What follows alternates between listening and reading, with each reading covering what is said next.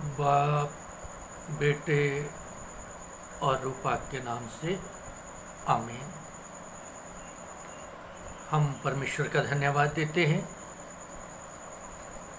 आज उसने एक और सुंदर मौका हमारे जीवन में दिया, पवित्र दिन दिया, नया सप्ताह दिया, ताकि इस सप्ताह की शुरुआत करने से पहले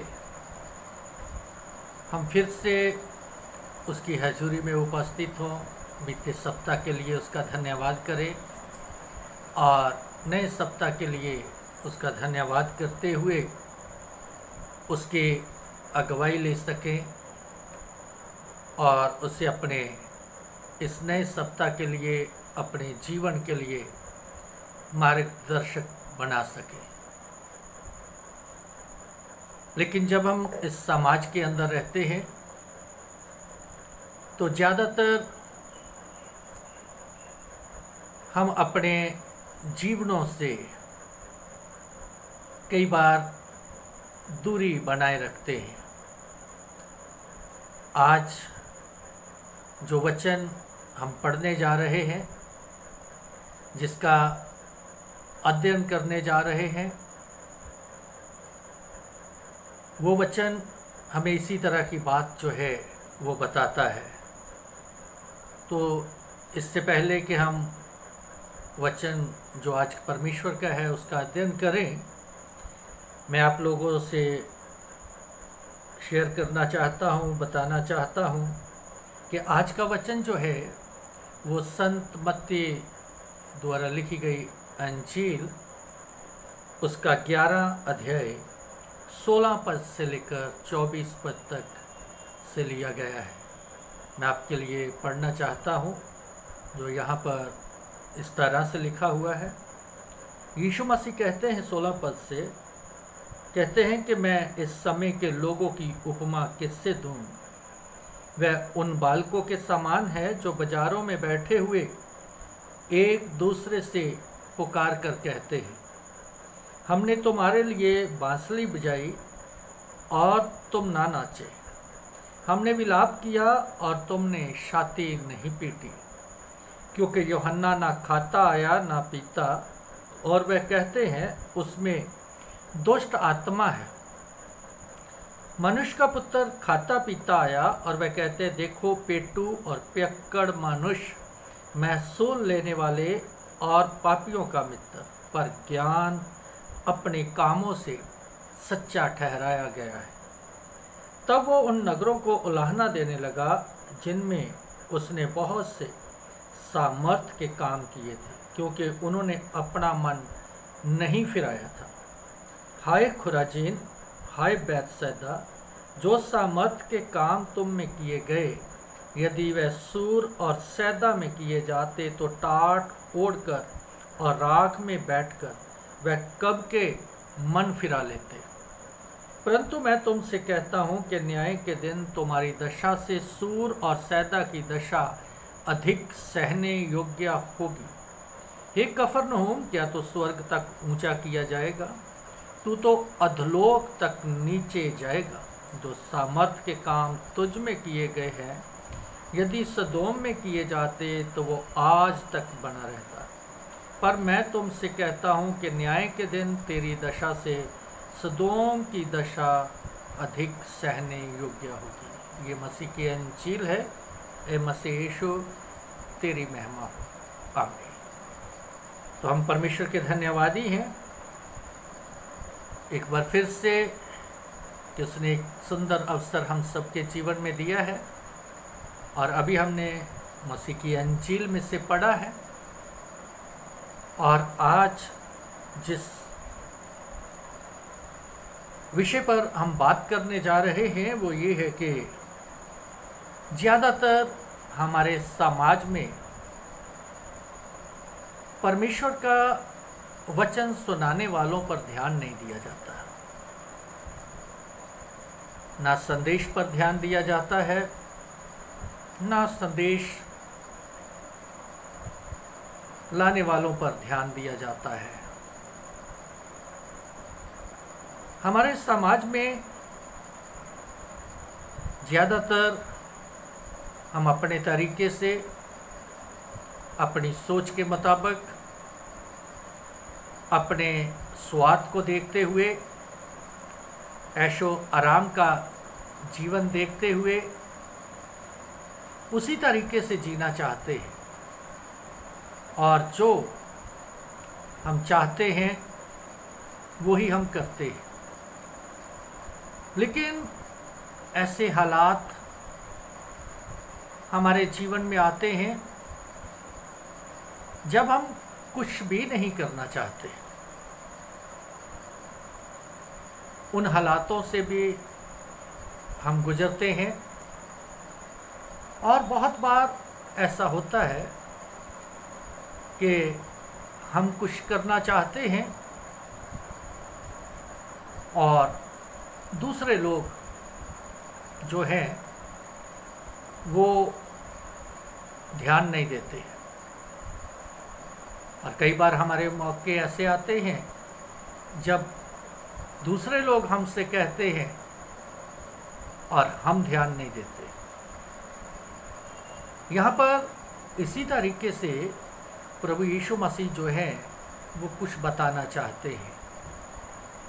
सबसे पहले जब हम यहाँ से 16 पद से पढ़ते हैं तो प्रभु यीशु मसीह कहते हैं कि इस समय के लोगों की तुलना जो है, उपमा जो है, मैं किससे दूं, क्योंकि वो उन बालकों के समान है जो बाज़ारों में बैठे हुए एक दूसरे से पुकार कर कहते हैं, हमने हमारे लिए बांसुरी बजाई और तुम ना नाचे, हमने विलाप किया और तुमने छाती जो है वो नहीं पीटी। जब हम यीशु मसीह के इन शब्दों को पढ़ते हैं और अगर हम ध्यान से इन शब्दों पर विचार करें तो यीशु मसीह ऐसा लगता है कि इंसान का जैसा स्वभाव है, इंसान की जैसी सोच है, इंसान की जैसे विचार हैं, उन विचारों से, उस सोच से, उस स्वभाव से खुश नहीं है। थोड़ा उनके शब्दों में दुख जो है वो दिख रहा है। ऐसा लग रहा है कि इंसान जो हैं उन्हें इस तरह से लग रहे हैं वो खेलते हुए बच्चों के समान है। जब एक ग्रुप के बच्चे कहते हैं कि आओ आज हम खुशी का खेल खेलते हैं, विवाह का खेल खेलते हैं, तो दूसरे लोग जो सामने हैं वो कहते हैं कि नहीं, आज जो है वो खुशी का खेल खेलने का मन नहीं है। फिर वो पहले वाले कहते हैं कि अच्छा चलो हम दुखी होने वाला खेल खेल लेते हैं, तो दूसरे सामने वाले लोग कहते हैं कि आज दुखी होने का भी दिल जो है वो नहीं है, मन नहीं चाहता। तो कहने का भाव ये है कि हमारे समाज में इस तरह के लोग हैं, उनमें से हम भी हो सकते हैं, जिनको किसी भी तरह का सुझाव दिया जाए, किसी भी तरह की सलाह दी जाए, वो उस सुझाव को, उस सलाह को मानने को तैयार नहीं। कुछ भी उनके सामने कर दिया जाए, कुछ भी उनके सामने रखा जाए, उसमें वो दोष जरूर निकालेंगे, आलोचना उसकी जरूर करेंगे। और यही बात यीशु मसीह यहाँ पे बताना चाहते हैं कि जब यूहन्ना बपतिस्मा देने वाला इस संसार के अंदर आया, वो जंगलों में रहता था, उपवास करता था, समाज से अलग रहता था, उसका खाना, उसका पहनना समाज से अलग था। तो उस समय के लोगों ने उसके बारे में बातें करना शुरू कर दिया, और बातें करते करते उनमें कहा कि ये आदमी तो पागल है, इसमें दुष्ट आत्मा है, इसने समाज से अच्छी अच्छी चीज़ें खाने पीने से अपने आप को जो है वो अलग करके रखा हुआ है। और फिर जब यीशु मसीह आया और उसने लोगों के बीच में रहना शुरू किया, लोगों के दुखों में शामिल होना शुरू किया, लोगों की खुशियों में शामिल होना शुरू किया, लोगों के बीच में उसने लोगों के जीवन को जानना चाहा, उसको सुधारना चाहा, उनके दुख दर्द दूर करने चाहे, उनकी खुशियों को दुगना करना चाहा, तो लोगों ने ऐसे मौक़ों पर भी आलोचना करना शुरू कर दिया। उन्होंने कहना शुरू कर दिया कि ये तो पार्टियों में जाता है, ये तो ऐसे लोगों के साथ खाता पीता है जिनको समाज सही नहीं समझता। कहने का भाव ये है कि जो जीवन यूहन्ना बपतिस्मा देने वाले ने बिताया वो एक तपस्वी जीवन था। तपस्वी जीवन को उन्होंने पागलपन कहा, और जो एक मिलनसार जीवन था यीशु मसीह का लोगों के साथ, उस जीवन को देखते हुए लोगों ने उसके चरित्र पर सवाल उठाए और उसके बारे में अलग अलग तरह की सोच, अलग अलग तरह के विचार जो थे वो बना लिए।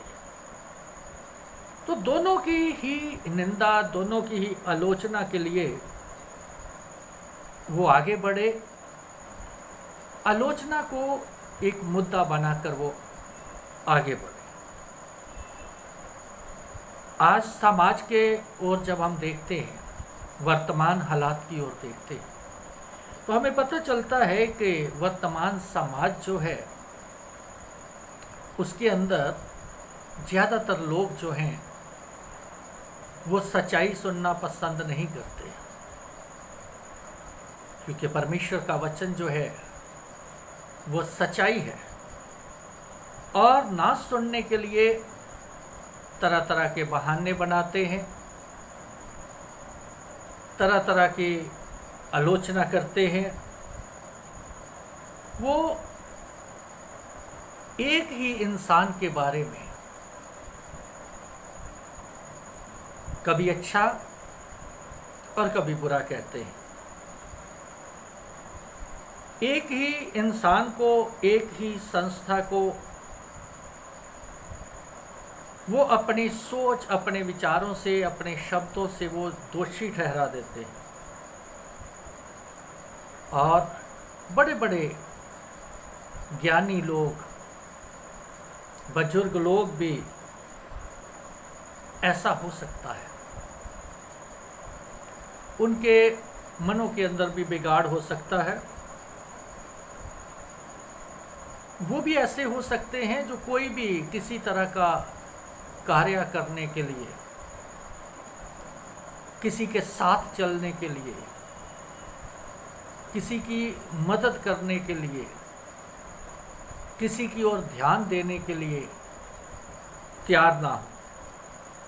तो यीशु मसीह यहाँ पर जो है वो कहते हैं कि ज्ञान अपने कामों से जो है वो सच्चा ठहराया जो है वो गया है। एक बात हमें याद रखनी चाहिए कि जब न्याय होगा तो हमारा जो न्याय है वो हमारे हाथ में नहीं है। वो बिगड़े हुए या निंदा करने वाले लोगों के हाथ में नहीं है। वो घटनाओं के ऊपर आधारित है। यहूदी लोग यूहन्ना बपतिस्मा देने वाले की आलोचना इसलिए करते थे कि वो समाज से अलग रहता था। यूहन्ना ने अगर देखा जाए तो इंसानों के दिलों में परमेश्वर का वचन पहुंचाया, परमेश्वर की ओर उनके दिलों को उभारा। सदियां हो गई थी कि लोग परमेश्वर से अलग हो चुके थे। परमेश्वर के साथ उनका कोई नाता नहीं था, परमेश्वर के साथ उनका कोई संबंध नहीं था। तो जब वो वचन के लिए उभारा गया तो लोगों ने फिर भी निंदा किया, आलोचना किया। और यीशु मसीह की आलोचना इसलिए की कि वो आम लोगों के साथ मिलता था, और यीशु मसीह लोगों के जीवन में जब आए तो एक नया जीवन लेकर आए, एक नई भलाई लेकर आए। और यीशु मसीह में लोग एक नई सामर्थ प्राप्त कर रहे थे, आत्मिक तौर पे, मानसिक तौर पे, शारीरिक तौर पे एक नया संबंध उनका बन रहा था, एक नई ताकत उनको महसूस हो रही थी। यदि हम पुराने समय को देखें, उस समय भी लोगों के मन जो थे वो बिगड़े हुए थे। जब हम इस्राएलियों की बात करते हैं तो उन लोगों ने भी ना तो परमेश्वर की ओर उतना ध्यान दिया जो उन्हें मिस्र की गुलामी से लेकर आया था, और ना ही मूसा जो परमेश्वर का संदेश उनके पास लेकर आता था उनकी ओर ध्यान दिया। और आज भी हमारे समाज में ऐसा ही होता है। और हमें एक बात का ध्यान रखना चाहिए कि हमें ऐसी आलोचना जो है, जैसी इस्राएली लोग भी मूसा की करते थे, परमेश्वर की करते थे कि वो हमें मारने के लिए ले आया, भूखे रहने के लिए ले आया यहाँ, वगैरह वगैरह। तो ऐसी आलोचना जो है आज कलीसियाओं के अंदर भी होती है, समाज के अंदर भी होती है, हम अपने जीवनों में भी ऐसा करते हैं। तो ऐसी आलोचना हमें बंद करनी चाहिए। ये हमारे जीवनों के लिए बेहतर होगा, ताकि जो हमने शुरू में देखा कि यीशु मसीह दुखी मन से वो बात कर रहे हैं, वो दुख हमारे कारण हमारे उद्धारकर्ता को ना पहुँचे, हमारे मुक्तिदाता को ना पहुँचे। और अगर हम धन्यवाद देना उन लोगों के लिए जो परमेश्वर का वचन सुनाते हैं, परमेश्वर का वचन दूसरों तक पहुंचाते हैं, उन मंडलियों के लिए, उन कलीसियाओं के लिए जो है हम देना शुरू कर दें, जो लोगों को परमेश्वर के पास लेकर आते हैं, तो उससे हम परमेश्वर की नज़र के अंदर, उसकी दृष्टि के अंदर जो है वो भले हो सकते हैं। क्योंकि जो जो कार्य वो हमारे जीवन के अंदर करता है, जो जो अगुवाई वो हमारे जीवन के अंदर करता है, जब जब वो हमारा मार्गदर्शक बनता है, तो उससे हमारा नुकसान नहीं होता, बल्कि जो कुछ भी परमेश्वर करता है हमारे जीवन के हर पहलू की भलाई के लिए करता है। और बहुत सारे, हम अगर ध्यान दें तो बहुत सारे उसने, यीशु मसीह ने उस समय भी कार्य किए, पुराने समय में परमेश्वर ने कार्य किए, और आज भी वो हमारे जीवनों में बहुत सारे काम करता है, लेकिन हम उसकी ओर ध्यान नहीं देते। अगर हम उसके अगुवाई के और उसकी आशीषों की गिनती करनी शुरू करें तो हम नहीं कर पाएंगे, क्योंकि हम भूल जाते हैं। इसीलिए यूहन्ना प्रेरित, संत यूहन्ना की अंजील जो उसने लिखी है, उसके 21वें अध्याय को देखें तो 25वीं आयत में ये बात लिखी है, लिखा है, और भी बहुत से काम हैं जो यीशु ने किए, यदि वो एक एक करके लिखे जाते तो मैं समझता हूँ कि पुस्तकें जो लिखी जाती वह जगत में भी न समाती। कितने कार्य, कितने काम उसने अपने लोगों के जीवन के लिए किए, समाज के लिए किए। आज वो हमारे लिए भी तो कर रहा है, हमारे जीवन में भी तो ऐसे काम हो रहे हैं। और यहाँ पे हम देखते हैं कि इसीलिए जब हम 20 से 24वें पद पढ़ते हैं तो एक उलाहना है यीशु मसीह की ओर से, एक उलाहना है। लिखा है, हाय खुराजीन, हाय बैतसैदा, जो सामर्थ के काम तुम में किए गए यदि वह सूर और सैदा में किए जाते तो टाट ओढ़कर और रात में बैठकर कब के वो अपना मन जो है वो फिरा लेते।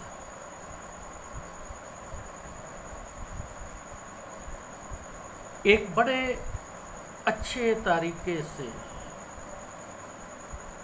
हम इसको समझ सकते हैं कि यीशु मसीह कितने दुखी मन से उन लोगों के प्रति अपनी आवाज़ जो है उठा रहे हैं जिनके लिए उसने बहुत कुछ किया।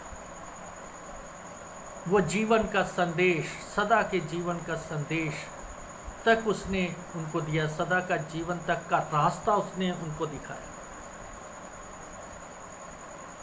लेकिन यहाँ पे उन लोगों के बीच में जिनमें वो रहा, जिनके लिए सब कुछ किया और परमेश्वर का संदेश उन तक पहुँचाया, उन्होंने ना उसके संदेश की ओर और ना उसकी ओर ध्यान दिया।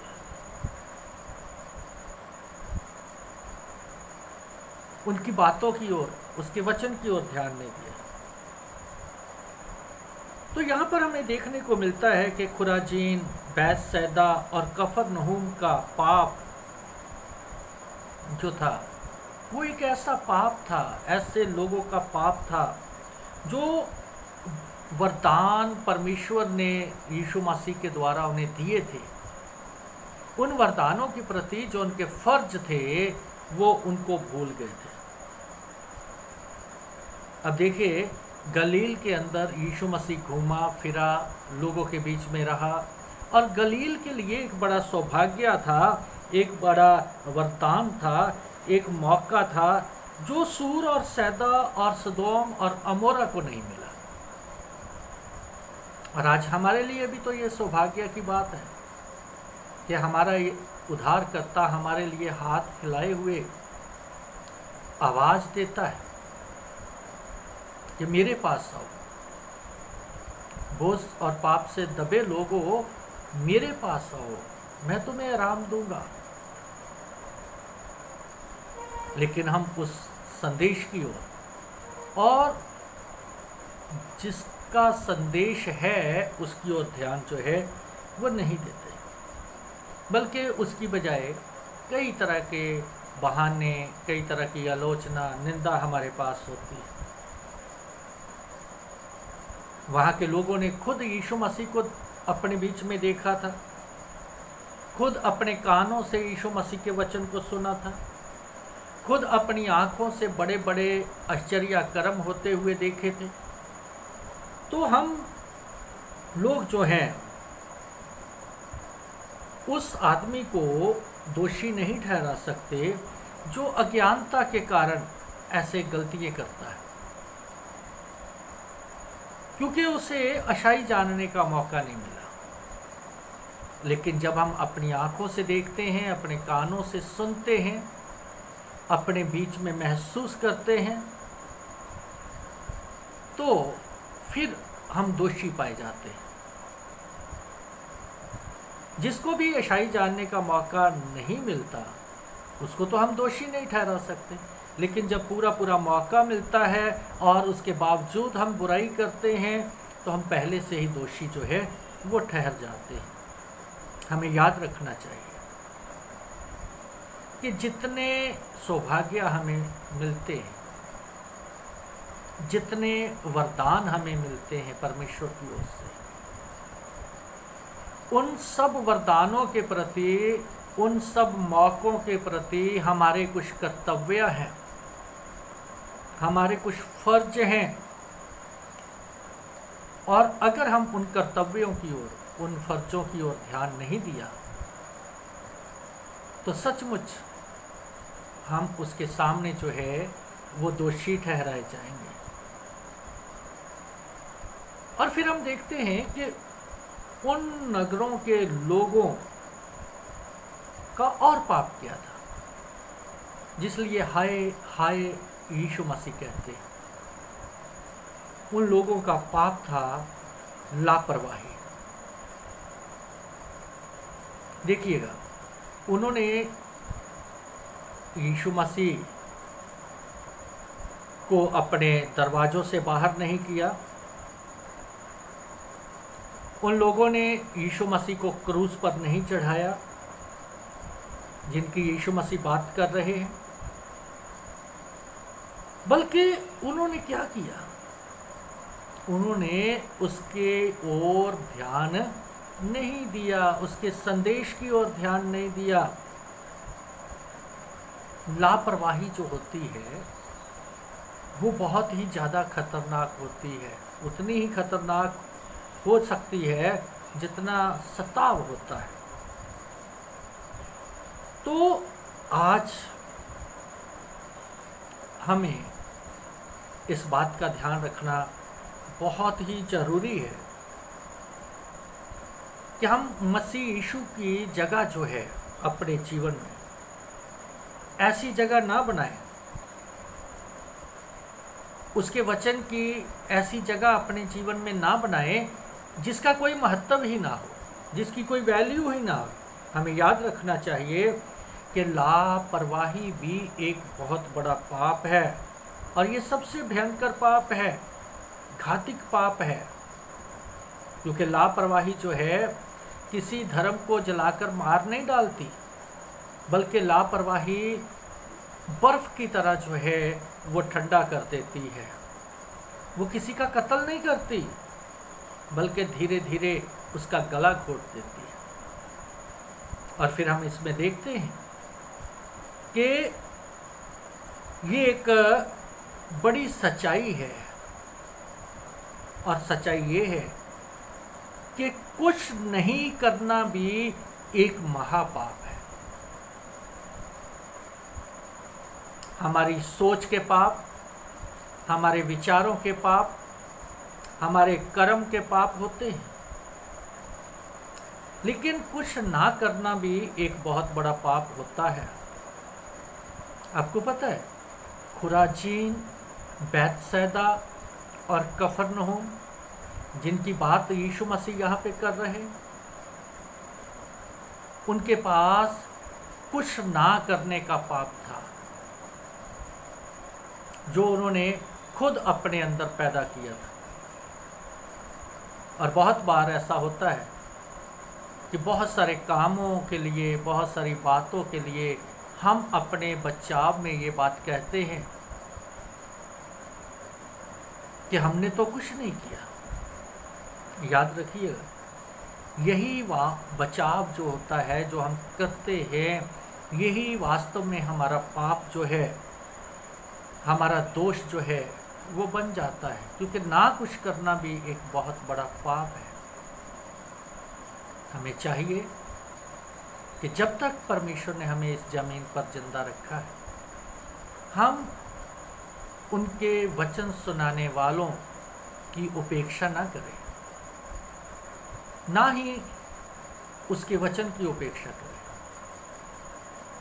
बल्कि दिन प्रतिदिन अपने जीवन के अंदर उसके एक एक शब्द की अहमियत को जानने की कोशिश करें, समझने की कोशिश करें, और जो वचन लेकर आते हैं उस वचन की ओर, उनके शब्दों की ओर ध्यान दें। हो सकता है कि जिस तरीके का उनका जीवन चल रहा है उससे हम सहमत ना हो, उनके विचारों से हम सहमत ना हो जो उनके पर्सनल है, उनके कामों से हम सहमत ना हो, जिस तरीके का वो जीवन गुजारते हैं उनसे सहमत ना हो, लेकिन जो वो परमेश्वर का वचन लेकर आते हैं उससे सहमत होना बहुत ज़रूरी है कि उनके द्वारा परमेश्वर का वचन जो है वो हमसे क्या बात करता है, क्या चाहता है और किस तरह का जीवन बिताने के लिए हमें जो है अगुवाई करता है। खुदा आप सबको आशीष दे। आमीन।